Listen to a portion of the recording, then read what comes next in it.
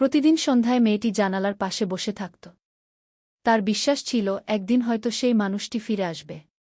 ফোনে আর কোনো কল আসত না, কোনো বার্তাও না। তবুও সে প্রতিদিন ফোনটা চার্জ দিয়ে রাখত, যদি হঠাৎ একদিন তার নামটা স্ক্রিনে ভেসে ওঠে। একদিন সে জানতে পারল, যার জন্য এতদিন অপেক্ষা করেছে সে অন্য কাউকে নিয়ে সুখের সংসার গড়ে ফেলেছে।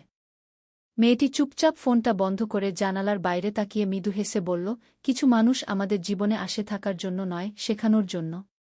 আর কিছু অপেক্ষার শেষ হয় না, শুধু মানুষটা অপেক্ষা করা ছেড়ে দেয় গি।